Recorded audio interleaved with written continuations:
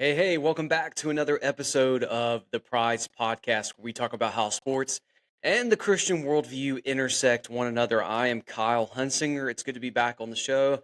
I got my dad hat on today, supporting my Tar Heels because they are playing North Carolina Central this Saturday at 6 o'clock. But there is a lot of other sports news that we're going to talk about today and build some connections with how God has not forgotten you and how the Lord is fighting our battles, and all we need to do is be silent, but we can take action in that silence. So, what I want to do first today is I want to go ahead and remind a couple people of just a couple different things. One, if you would like to give me any questions on some things that you may have about what I'm talking about today, you can go to pursuetheprize@gmail.com, or you can send me a message on uh, not Twitter, but X. I always forget, but anyways, you can send a message for me on X, formerly known as Twitter, at KMoneyDH. Well, there's lots of news to talk about today, and I want to make sure I don't ramble. First things first is we're going to talk about college football today. Here's college football news. One of the top news that just came out last night, as I'm recording on a Friday night, is that the Pac-12 is not dead. They're adding more teams. There will be additional teams to Oregon State and Washington State. I think this is good news for the Pac-12. Um, I'm not a big fan of the Pac-12 dying off. I think they need to continue getting more teams. The unfortunate part is the teams they're getting are not going to add a lot to their football status, but I do think these are all credible programs.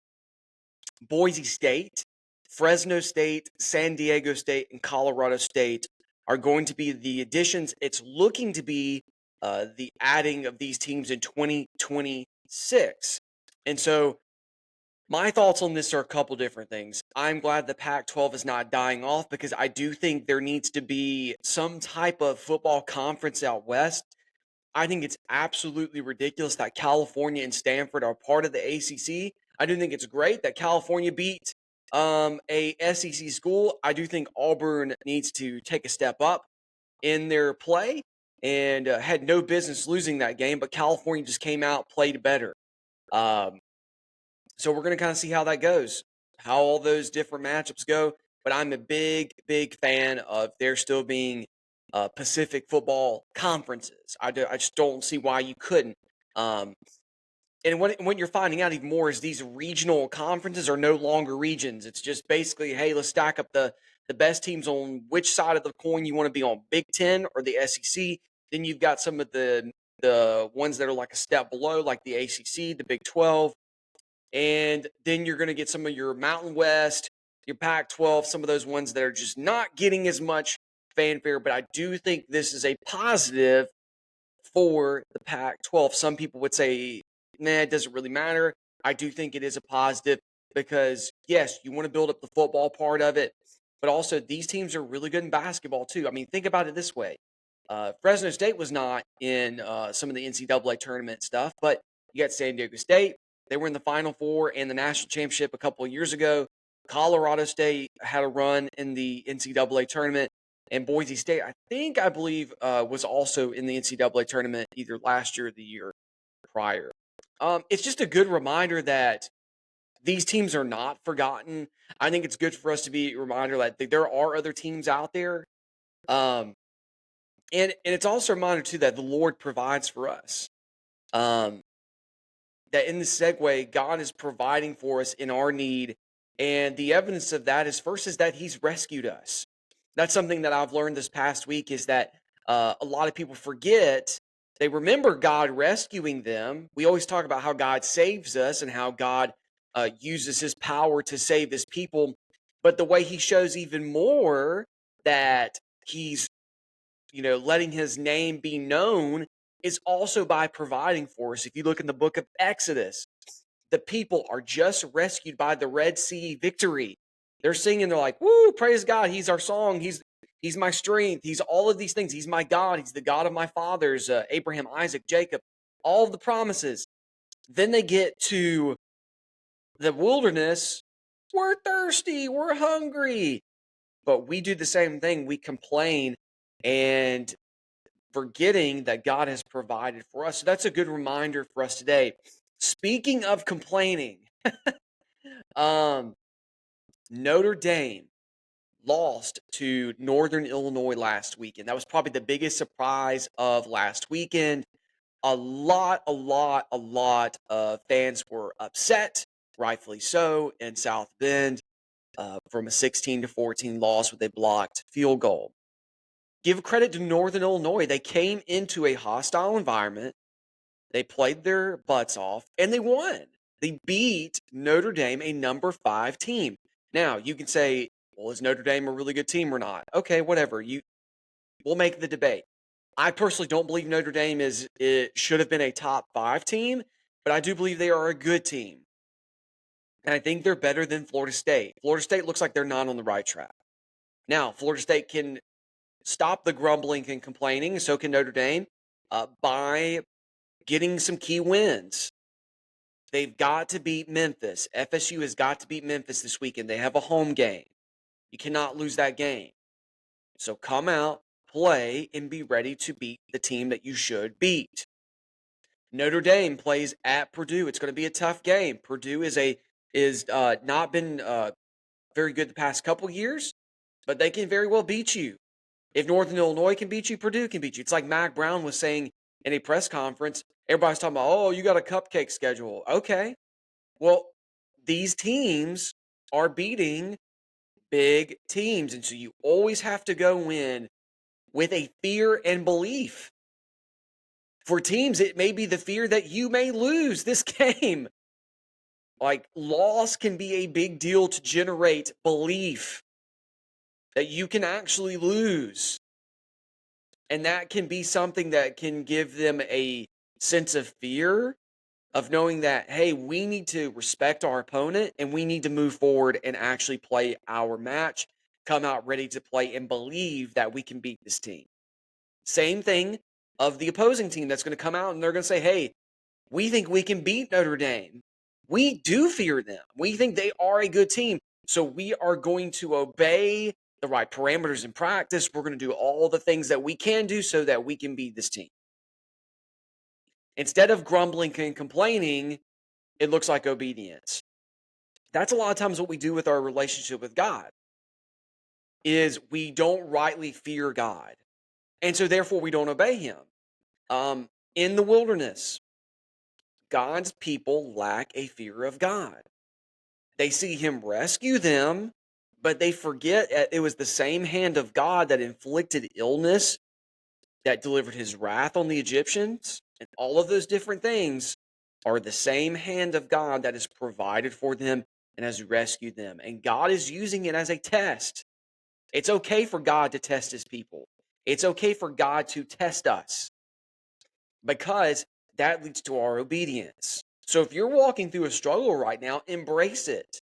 Count it as a trial. Count it as joy, as it talks about in the book of James, and use that as a way of being obedient to God, instead of being like God's people many times where we test God. And that shows that we don't trust him, that we're not being obedient to him. That's what obedience looks like, is being very much fearful of God in the healthy way and walking in obedience. Continuing in sporting news, in week 3 matchups, some big ones. I've talked about this before in the show a couple months ago. Alabama plays Wisconsin. They play on Saturday at 12 o'clock. That'll be a really big game. Wisconsin has not looked as good, but Alabama struggled a little bit against UCF, but they picked it up at the end. It was like the light switch came on, and they were like, all right, we're ready to play. And then they beat the socks off of them. And excuse me, if I said UCF, I did not mean UCF. I meant University of South Florida. That's who they played last week. So they've got a lot of things they've got to cover. Another big game, which I didn't think was going to be a big game, but it is. LSU versus South Carolina at Williams-Brice Stadium. So that's going to also be another big game that South Carolina fans are hyped. They're excited. Could be some very wet conditions. We'll see how the weather fares I know some people have been selling their tickets in my area because I live near Columbia. But LSU has a lot to prove. Brian Kelly, my goodness, man, calm down. He's the dude is not calm. He went over and yelled at his kicker and gave him a piece of his mind. I mean, that dude was losing it. Um, I think there's a lot of pressure on him. I think there's a lot of pressure of him to win because he sees that he's losing or has lost to what he deems to be lesser opponents. They lost to USC, University of Southern California. They're going to play the other USC, University of South Carolina. So they've got to really see if they're going to come out and play and win. Are they going to be the team LSU has been talked about? I think they're ranked around 15 or 16 in most polls. We'll see how that plays out. Another big game. I'm gonna announce two other big games. One, Boston College plays Missouri. I think Boston College could come in and play Missouri pretty well. Missouri's a really good team. They're number 6 in the country. It's at Missouri. But Boston College has got a lot of momentum. They're the underdog. They've been the underdog ever since they've been playing Florida State. They beat Duquesne. Duquesne's not that great, but man, they handled business. And that's all you can say from football teams these days, that they're actually handling business against their lower opponents. Sometimes that shows you how good you are. And then you got Georgia playing Kentucky at Kentucky. Kentucky's going to be mad because them Gamecocks that came in whipped tail. And so Georgia's got to see, okay, man, we're going to come in. Are we going to take care of business? I think Georgia will take care of business. That's your college football news. Let's move into some NFL and key week 1 highlights and then something from last night. One top news is Tyreek Hill was arrested on Sunday of this past week, and it very much, I would say from watching the video, a very over-the-top arrest. Now, one thing I want to conclude from this, I'm very much for our police officers, our first responders. I even think back on September the 11th, this past week, and remembering all the different people that did so many things for our country. And so I want to respect our police officers. I want to say I am for our police officers. I am also for justice too, recognizing that this was a very interesting and peculiar situation from the looks of it. It looks like a lot of exaggerated force and not much grace. Now, again, you can say on the justice side of the police officer, you can say, oh, well, they had to do what they had to do because they felt, some type of fear for their life. I don't know if I agree with that. In that certain circumstance, I know there has been police officers that have had to deal with that. And so I commend them for their service. I think it was over the top, though. That's my opinion from looking at the video. Is Tyreek Hill in the wrong? Maybe, maybe not. I don't know. Looking at the thing is, it looks like he was pretty calm. In fact, his friend who was with him was trying to say, hey, I'm just with him to be with him. I think there was a fear there. So I just say, that's something we need to consider. And again, this point I'm about to make I do not want it to make where it makes the police officer look like the enemy, or saying that we should be quiet in certain circumstances, in the sense of I'm not saying we should be quiet when inflicted by injustice. That is not what I'm saying. But what I do want to say is this, is that we do have a God that fights for us. Now, there are times when we need to speak up. There's times where we need to speak out on certain things, and God is going to open our mouth to do so. I want to give a specific circumstance with the people of Texas, though. They're worried. It looks like they're put in an inconvenient situation. And a lot of times Christians are put in inconvenient situations. We're all put in inconvenient situations. But what I'm reminded of each day is that we have a God that fights for us. That's the most freeing thing that we can take away from any situation. That God is in the business of justice. Even when we see injustice on the police side and on the other side with what we saw with an African-American male being detained in a very forceful way. That God gets the final word of justice. He will get the final word of justice on both sides. And that's something we can rest in. And that's something that we can have hope in. And I'm very thankful for that. So let's continue to be about justice, socially, physically, but the most important is spiritually, is knowing that God will get the final say. Kansas City wins by a toe in the Baltimore Ravens game from this past week. Pittsburgh Steelers, my favorite team, they beat the Atlanta Falcons by only field goals, 6 field goals. Got to give credit to Chris Boswell for doing that and doing that really well. Chicago wins because of the destruction of the Titans, man. The Titans fell apart. So Caleb Williams gets his first win, even though Caleb Williams did not do as well in that game. Speaking of not doing well, the Saints destroy the Panthers. Man, the Panthers are just struggling right now. So we really got to see, are the Panthers going to come back from this? I don't know. It looks like Bryce Young is lost. Can you give some blame on his part? I don't know. But man, oh man, it does not look good for the Carolina Panthers, and that makes me sad. Detroit holds the fort down at home. They beat the Los Angeles Rams.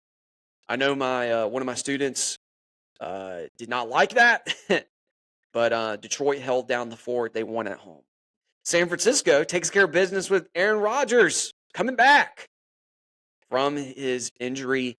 I think that's a very good thing that he came back, but San Francisco is just a better team. The Jets could be a good team, but they were showing their dominance out of all of it. God shows his dominance over us too as well. He shows his dominance over his people and over the enemy. If you think back in the Exodus, God puts the people of Israel in a very inconvenient situation to make it look like there's confusion. But God has a way of making the weak look strong and the strong look weak. I mean, even look at the Egyptians. They come in with chariots, such overkill after these people were under their hand of slavery, and God's like, I've got it. Don't you worry about this. I've got this for my people. We have a God that fights for us. Speaking of confusion, I think it's a very humbling thing to look at this for week 2. From last night, Buffalo beats Miami 31-10. Buffalo looks really, really good. Tua gets another concussion. My goodness. I mean, I think Tua's a great player. Man, oh man, how many more concussions does he need to get? Sometimes these situations can look confusing. It looks like, man, that these teams are down. But remember this, the greatest comebacks come back from teams who look down, who look confused. Do you feel down and confused today? I know there's been times I felt down and confused. I know there's been times where I felt like, maybe not concussed. That's a totally different situation. But even through confusion, even through physical, spiritual confusion, God is not a God of confusion. He's fighting for his people. And last but not least on my show today, I want to go ahead and address a thing from the WNBA. Caitlyn Clark liked a post from Taylor Swift about an endorsement for Kamala Harris. Thought that's pretty interesting. That was in the news. I wanted to make some comments on this, and this is my overall thoughts as we end the show today. This is a very, very, very, very hostile season for Americans. More people are speaking when they shouldn't speak. There may be some people that are not speaking that should speak. I think the most important thing you can remember as an American, I'm going to address the American part of this first. If you want to see change on either political side, Democrat or Republican, vote. I think it's the one positive we can take away from Caitlyn Clark's situation. She did not comment on the endorsement. She did not even say she was endorsing a presidential candidate. But she did say vote. It's a big deal. So, in one sense, we could say, yes, God is in control, but God in his sovereignty also uses voting. Voting can be used as a way of people picking and choosing who their leaders are. Obviously, God is in control. He's the king. But let's not use that as a way of negating that we can vote. We have the opportunity, we have the liberty to do that in the political situation that we're in as long as we have it. So do it. But let's not let the controversies and things that we see and things that we hear ramp up and make our emotions get too high. Because God has a way, again, of showing his dominance. God in the book of Exodus showed many times again that he was the God over any other gods, little g. So we don't have to say anything at times in many different situations. Sometimes it's that we are to be quiet. And I want to leave that with you from Exodus 14, 13 through 14. Paraphrasing this last part. Moses says, all you need to do is be quiet. Let the Lord fight for you. So that's my hope for you today. Maybe you need to be quiet. Maybe you need to, this is what you're doing. This is what I want you to do.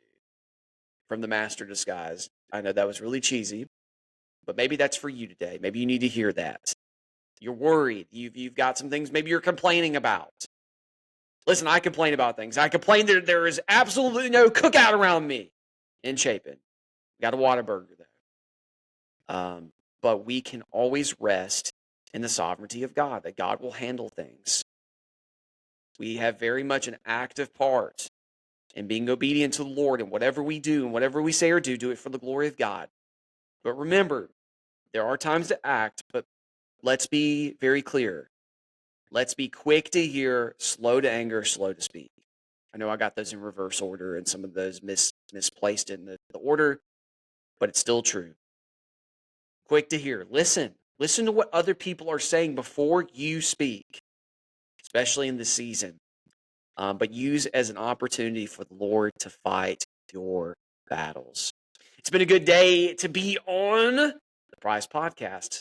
I'm Kyle Hunsinger. I hope you had a great time. If you would like to ask any questions again, please don't hesitate to email me. Email me at pursuetheprize@gmail.com. It's been a pleasure to be on the show. We'll see you next time for another episode of the Prize Podcast, where we talk about how sports and the Christian worldview intersect one another. See you later.